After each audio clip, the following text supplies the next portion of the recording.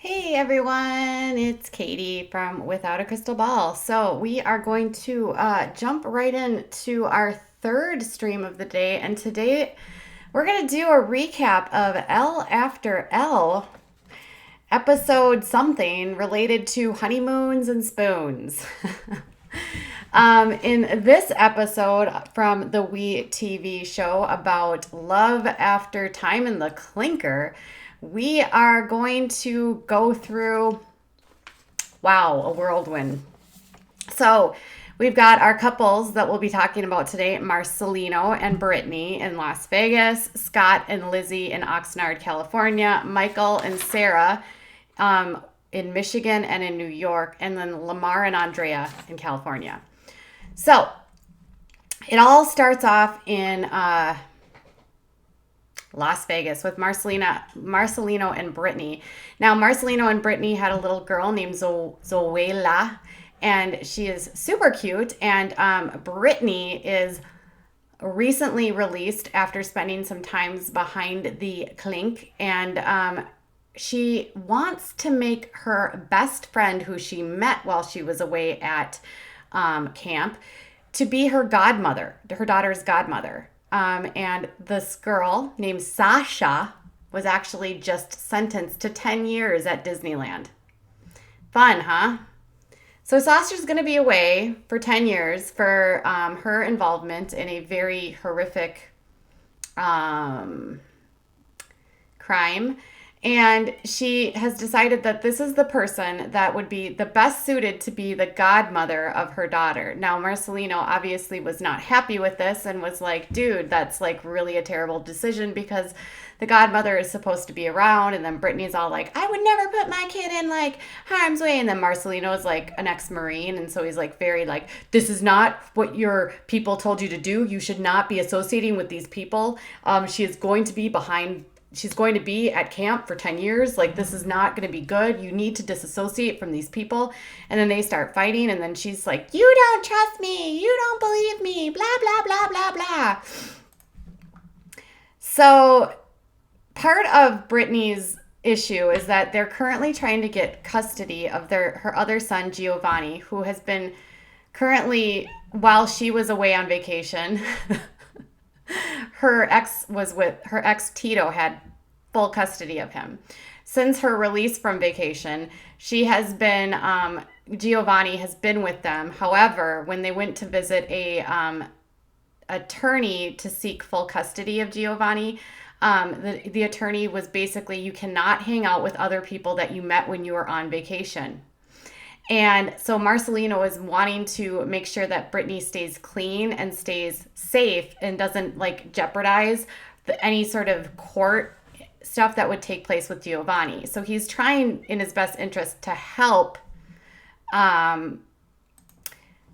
Brittany make better decisions and not be involved with Sasha. But Brittany's all like, no, Sasha's going to be the perfect godmother. How is she going to be a godmother when she's on vacation for 10 years? I don't get it. Now, fast forward to Scott and Lizzie, my favorite, like, May-December crazy couple. Scott is 51 years old. Lizzie is in her early 40s. Scott looks like he just spent time as a roadie for Poison or for Motley Crue, and he recently cut his hair and he's missing teeth. And then Lizzie is recently released after spending 10 years on vacation, and she is currently on supervised vacation outside of vacation, if you know what I'm saying. So they go to the beach. Now, Lizzie and Scott broke up last season, and she decided that she just couldn't live without him. And so she decides to go visit him despite the fact that her daughter Jasmine was protesting. And she decides to drive all the way to California to see her man. And she surprises him, and then they're going to go to the beach in a Camaro or something. Some 1980s car that he probably got with his salary as a roadie for Motley Crue. Now, they get to the beach, and then Scott decides, since they've been, reunited for 2.5 seconds, he's going to re-propose to Lizzie. And then when Lizzie has the audacity to be like, whoa, hold up, buddy. I just came down here to see you. I don't want to talk about getting married. And then Scott gets all pissed off, and then he runs to the ocean, and he throws a $4,000 ring into the water. You cannot make this up. Lizzie, for her part, flings off her shirt, runs into the water. Her bikini pants are hanging off. They have to blur out her butt, and she finds the ring. And then they start fighting, and Scott's like, I just want to make this work. And Lizzie's like, why do we have to get married? And then it's cut to Michael and Sarah in Michigan. So she is on her way for her induction. She is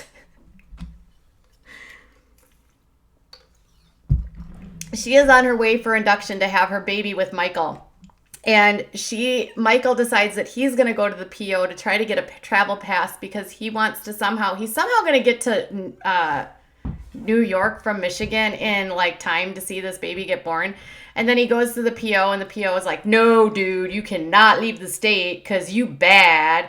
And he doesn't always show up for his PO meetings, and that's why he had to go back on vacation for a while. And so now he's my PO doesn't even care. I'm not even going to go do anything bad. They're not even going to let me see my daughter. Well, Michael, maybe you shouldn't have gotten in trouble in the first place. For Sarah's part, she gets in the car with her friend, and she says she feels devastated, but she says she should feel devastated. But at this point, she said, she's not really surprised, and she's accepted it for what it is. She said she feels abandoned by Michael, and that it really shouldn't be like this. Her friend talks about how crappy of a person Michael is, how he's such a player, blah, blah, blah. Don't get re-involved with him. Words of reason to the expected mother who is, going about to give labor. Now, cut to Lamar and Andrea, my least favorite couple, and Andrea is the wet blanket at the party that you don't want to invite because she's judging you from every single angle. So Andrea and Lamar are going to go meet his family, but she's all I don't want you to be around your old friends. And so he's all why? My friends are great, but all of his friends are into, activities that don't involve good people, and they are into smoking things that are might be legal, but they may not be purchasing legal, if you know what I mean. And immediately Lamar decides he's going to take his good Mormon wife over to his brother's house, and the minute she walks in the door, it smells like Mary Jane. And immediately the good Mormon mother is like, and she's so annoyed, and she makes a comment, and then Lamar's all like, it's legal in California. They ain't doing anything bad. And then she's all like, I'm allergic to this. I can't have it. This is stupid. I'm leaving. And then she runs out the door, and she's like, I have a headache and I can't breathe. And she refuses to go back in, and she tells Lamar, I work with girls, and I tell them not to be around alcohol or the drugs, and I cannot be in an environment that I tell them not to go to. And then Lamar's all like, and then they leave.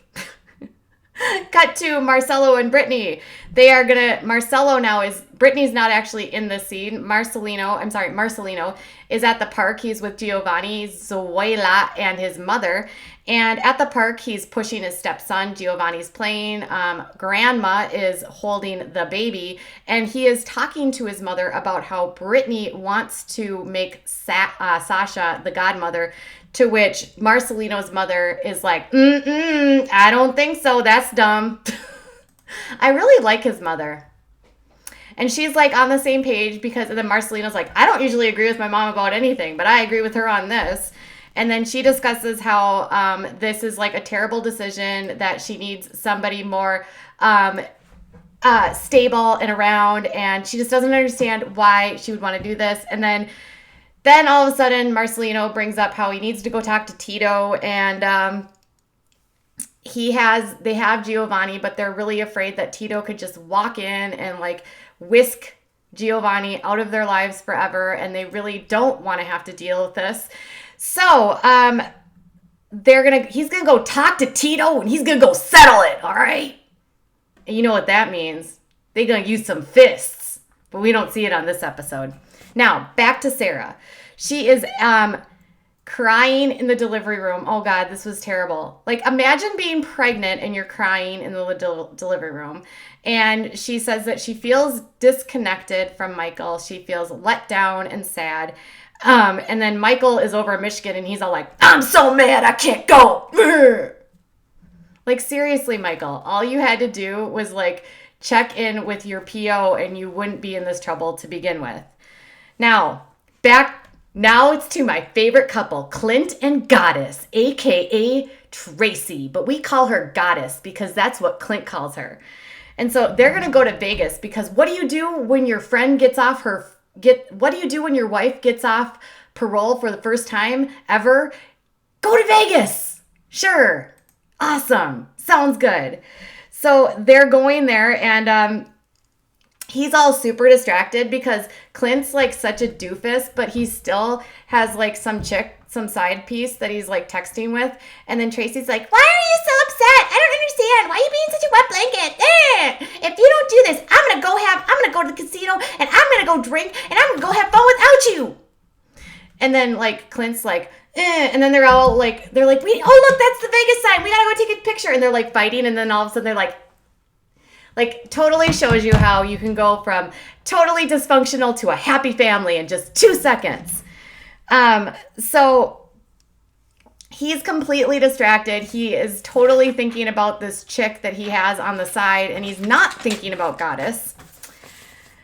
So then they get to the casino room, and she's like about to walk into the hotel room, and while she's holding Clint's phone, she sees a text message, and it's from some chick named Stephanie that says, I still have feelings for you. And then Goddess is all, who are you sexting? Who is this lady? And then she flips out, and then we go back to Scott and Lizzie. Oh, you guys, Goddess is like the most amazing woman. She is such a mess. I wish you would, next time I'll have a picture of her for you.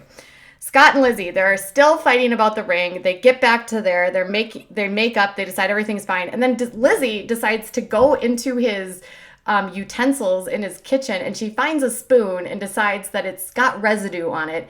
And she's convinced that Scott is using macaroni and cheese and making it on the spoon, and because she's on parole, she cannot be around that, and she's nervous that he is using the macaroni and cheese again, if you know what I mean. And they start fighting about the spoon, which absolutely has nothing on it, and then she takes every single spoon and she throws it out of the kitchen, and then she's freaking out. Cut to Lamar and Andrea. They're still fighting about the brother that's smoking the Mary Jane, and she said that she's never going back to that weed house again.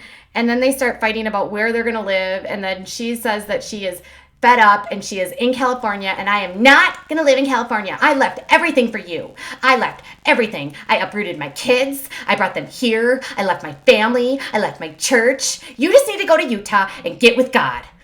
And then Lamar's like, He's like, dude, I just got out after 20 years. And then I'm like watching this going, girl, why did you get involved with someone, if you're a good Mormon, with someone that's been behind the clinker for 20 years? Seriously? You uprooted your kids and brought them to California, into a known part of the area that has activities that are they're not doing the good stuff, if you know what I'm saying. And you bring your kids there, and then you marry a guy that hasn't had a steady job in years, and you expect him to be an insta husband. Doesn't make sense. But she said that she just, it's a part of this marriage, and you are going to come to Utah, and I demand this for my marriage. And then Lamar's all like, okay. And then we are back with Sarah, and she has given birth to Rain. Such a beautiful, beautiful little baby.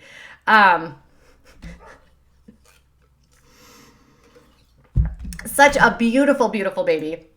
Dark, glowing hair, just like curls. And Sarah's all, it looks like me and Michael. It's like 50-50, but I am so mad he is not here. And then Michael's like, she calls Michael and she's like, hello, congratulations. And then Michael's like, I want to see my baby. And then he sees her and he starts crying. And Michael's like, boo, I didn't make it. I didn't make it to my baby's birth. But this is the second child that he hasn't made it to the birth of. And he, in a loving moment, Michael's all, Sarah, I know I effed up. He didn't say that part. I'm just adding that. But thank you for giving birth to the baby. And Sarah's all, sure. Like I didn't really have a choice. Michael, not the one that's the most intelligent, but yet has two intelligent women fighting for him, is like sad and he's scared. And he admits that he really effed this one up and he could have had a family and he threw it all away. All right. He says he wants to make it up to Sarah and he's going to make this right and be with his girls. Now, back to Marcelino, and he is like driving like a bat out of hell, and he's like, I'm going to go get Tito. I'm going to go get him. We're going to go settle this. And he's like, Tito is not going to walk in and out of my son's life. I will make this right. I will be his dad. And then that was it. And then we go back to Megan and Michael. Oh, yes, Megan, a.k.a. Homewrecker, shows up. Yay! And Megan's like all sitting around, and she's like, my boyfriend's wife is having a second child right now, and I just don't know how I don't really know how I feel about that. That just sounds really, just saying that. My boyfriend's wife is having his child. That should have been your first cue to leave the relationship, homewrecker. So Michael then sends a text message of the photo of Rain, and Megan looks at the photo and she's just like, ugh. She's like, the baby looks like Sarah. Ugh. I can see Sarah in the baby. I don't know if I like that. I just really wish he didn't have this baby with Sarah. That would make everything so much better. Ugh. She literally just said, I wish he didn't have the baby. Like, bitch. Go find your own man. Go away. Seriously, you live in Texas. Why are you messing with some dude on parole in Michigan? God, get a grip. So then Michael calls her and she's all like, so you gonna try to leave me now? You gonna leave me? You gonna leave me because your girl had a baby? And Michael's all like, no. Just though in the previous scene, remember how he's like, I'm gonna make it up to Sarah, and then to Megan, he's all, nuh-uh, I am not going back to her. Nope. And then he's like lying to her, lying to Sarah, liar, pants on fire. And the baby is absolutely gorgeous, mind you. And she's all like, well, if you are gonna leave me, you just need to tell me now, because I am not doing this. Honey, Megan, newsflash, you don't have to do this. You literally are in a relationship with a man that lives all the way up north without a job on parole. Find someone cool. All right? And then after she gets off the phone, she's like, slams her phone down and she's all, that is like a double punch to my gut. I cannot believe he has a baby. Girl, you're the one that stayed with his ass. Like, why are you always trying to make yourself the victim? Now, back to Las Vegas, and Goddess is all like, Clint, what did you do? Who is that lady? What are you gonna do? And she's all like busting down the door and running out of the escalator and running into the hallway, and then she's running into like the the room, and she like grabs Clint's phone. And she's like, I'm gonna read your phone, and she like locks the door, and then Clint is like, bam, bam, bam, bam, bam, bam, bam, bam, and she's like, no, I'm gonna read your phone. Who are you texting? And then all of a sudden she like slams the door and she kicks out the producer, and she's like, get the F out of here. And then it's end scene. It was quite the episode, you guys. Quite the episode. So what did we learn? Michael's still a jerk. Megan's still a homewrecker. Sarah has a beautiful baby little girl named Rain, who will likely grow up without her father, sadly. Marcelino is trying his best to keep Brittany on the straight and narrow and keep her out of trouble and trying to do what's best for his children. Brittany is continuing to make questionable choices and prove to everyone that maybe she shouldn't be she should be back on vacation. And Scott and Lizzie are going to keep on fighting because that's what Scott and Lizzie do. And Lamar and Andrea are boring. That's literally what I think. Now, I would love to know what your thoughts are. Do you like Andrea? Do you think she's like the wet blanket at the party that's like judging you? She's like judging what you're wearing because you are showing your elbow. Because Andrea is that Mormon. I think she is like, dude, that is against Christ's blood for you to show your elbow. I feel like Andrea is like, why? What, Andrea, why? Why'd you pick Lamar? And then Megan, why? You can't even be happy that he's having a baby? Then just go get a new boyfriend. It's not that hard. Michael doesn't even have a job. Can you imagine not even having a job and having two girls fighting for your love? You know what my dad told me? He said the benchmark of a good man is they have a job, they have a place to live, and they have a car. Those are like 3 requirements that are not negotiable. Michael lives with his mom, drives his mom's car, and doesn't have a job. If I were trying to date Michael, my dad would be like, don't think so, Katie. You are not dating that man. That man did not meet our 3 basic requirements. I'm serious. So, I want to know your thoughts. Tell me what you thought of this episode. If you think that Megan needs to go away. What do you think about Brittany wanting to make Sasha her freaking godmother for Zoela? And what do you think about Goddess and Clint? Because I'm just waiting for Clint and Goddess to have an even bigger blow up. And I'm also waiting for the time on this episode when Goddess admits that she just sometimes does a little bit of the crack. Oh yeah, you guys, she still uses the stuff. All right, you guys, yeah, Scott, yes. Yes, Mr. Crystal Ball met all 3 of those requirements. Thank the Lord. Or thank whatever's up there in the sky.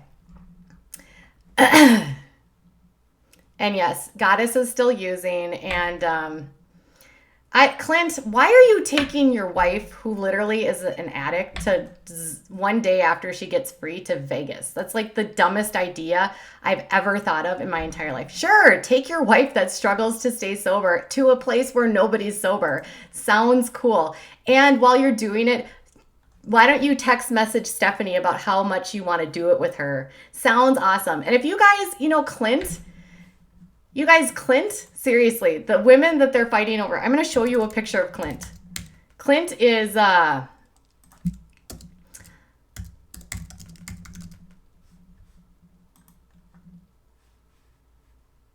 this guy is, dude.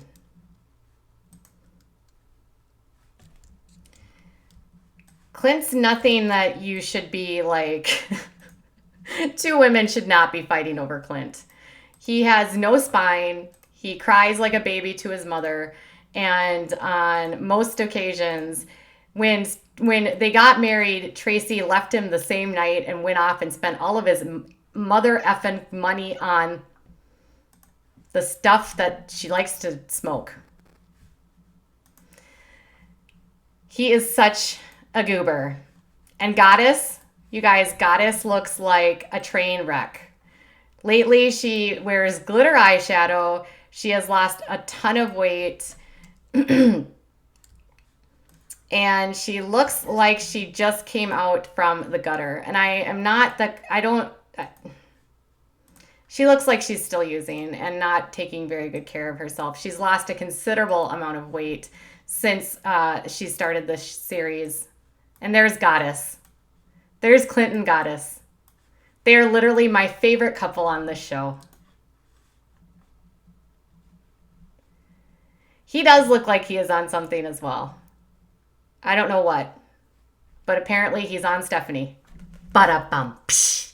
All right, you guys, tell me your thoughts about this week's episode and let me know who your favorite couple is and who needs to get a divorce in next week's episode. See you next time. Bye.